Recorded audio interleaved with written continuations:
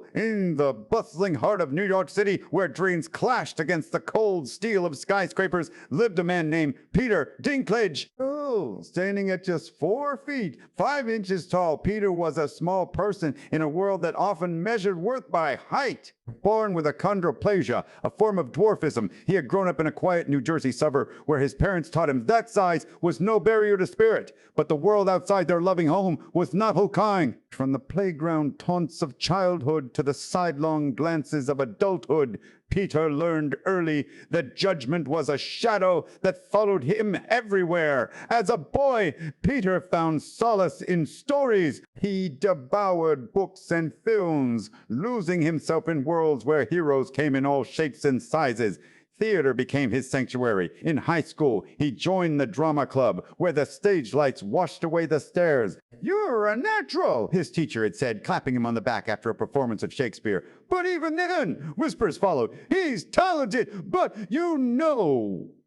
Peter knew. He knew the but all too well. It was the unspoken doubt that his stature would forever relegate him to comic relief or sideshow novelty. College at Bennington only amplified the challenges. While his peers chased auditions in the city, Peter graduated with a degree in drama and a fire in his belly. He moved to New York, pounding the pavement with headshots in hand. But the acting world was a gauntlet of rejection. Casting directors would smile politely, their eyes flicking downward before delivering the blow. "You're not quite what we're looking for!" Or worse, the roles they did offer were caricatures, elves, gnomes, or punchlines in forgettable commercials. Peter refused them all. "I won't be a gimmick," he'd tell his reflection in the mirror of his cramped apartment. "I am an actor." Years blurred into a montage of survival. Peter waited tables at dingy diners where patrons sometimes pointed and laughed. He scraped by on odd jobs, from telemarketing to data entry, all while auditioning relentlessly.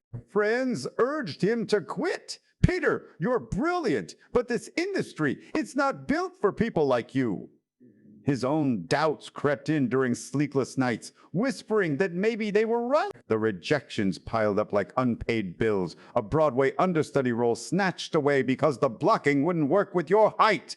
A TV pilot where he nailed the lines, only to hear, "We need someone more imposing." Each no chipped at his resolve, leaving scars on his soul. But Peter had a secret weapon, an onion. He remembered his father's words. "The world will try to define you by what you lack. Define yourself by what you have." What Peter had was talent, a raw, magnetic presence that could command a room. He honed it in underground theater troupes, performing in dimly lit basements for audiences of 20. There, he played kings and villains, lovers and fools, proving to himself that his voice could soar above any physical limitation. One rainy autumn evening, as Peter trudged home from yet another fruitless audition, his phone buzzed. It was his agent, voice crackling with excitement. "Peter, you got to hear this! There's a new HBO series in the works. Fantasy epic, dragons, thrones, the whole deal. They're casting for a nobleman, a schemer with wit sharper than a sword. The role's name is Tyrion Lannister. And get this,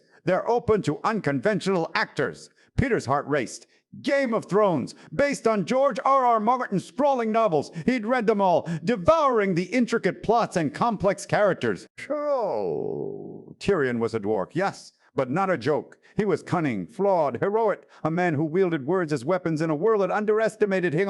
It was as if the role had been written. "They'll want someone famous," he thought, "or taller, or anything but me." The audition was set for a nondescript studio in Los Angeles. Peter flew out on a really. As he waited in the lobby, surrounded by actors who towered over him, the old insecurities resurfaced. Whispers from the past echoed, "Too small, not glitty material." He paced, script in hand, memorizing lines that felt like autobiography. Tyrion's monologue about being born into a world that mocked him, it mirrored Peter's life so perfectly. When his name was called, Peter stepped into the room, facing a panel of producers and directors. David Benioff and D.B. Weiss, the showrunners, exchanged glances. "Peter Dinklage," one said, extending a hand.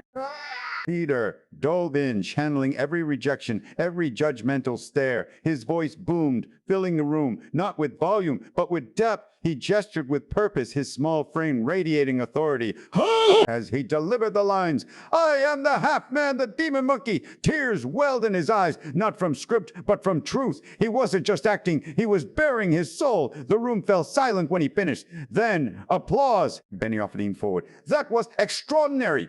But Peter saw the hesitation in their eyes. Later, his agent called. They loved you, but there's talk. Some execs worry about audience reception. Will people take it more seriously in a lead role? Peter's stomach nodded. Back in his hotel, he stared at the ceiling, doubts crashing like waves. What if this is it? The closest I'll ever get? But then a spark ignited. He thought of all the times he'd been overlooked, of the kids like him who needed to see someone small, standing tall. No, he whispered, I believe in me, even if they don't. Weeks dragged on in agonizing limbo. Peter returned to New York, taking a job at a coffee shop to pay rent. Friends pitied him, family worried, but he kept auditioning, kept believing. Then the call came. Peter, you got it. Tyrion is yours. The world shifted. Game of Thrones premiered to rave reviews, and Peter's portrayal of Tyrion captivated millions. He wasn't just a side character. He was the heart of the show. Witty, tragic, unbreakable. Emmys followed, 4 in total, along with Golden Globes and global fame. Magazines hailed him as a trailblazer. Fans stopped him on the street, not to gawk, but to thank him. You inspired me to chase my dreams, a young woman with a disability told him once,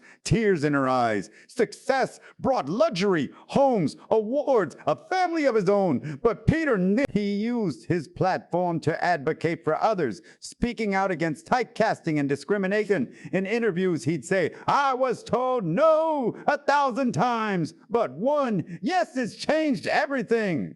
Peter Dinklage's story is a testament to the power of self-belief. In a world quick to judge and slow to accept, he faced the storm of rejection head on. He stumbled, doubted, wept in the dark, but he never gave up. His breakthrough wasn't luck. It was the culmination of years of grit, of refusing to let others define his limits. So, to anyone reading this, remember Peter. When the world doubts you, when doors slam and voices whisper, you can't. Look within. Believe in your worth, your talent, your fire. Adversity is not a wall. It's a forge that tempers the strongest souls. Keep auditioning for your own life-changing role. Never give up. Your breakthrough is waiting just beyond the negative.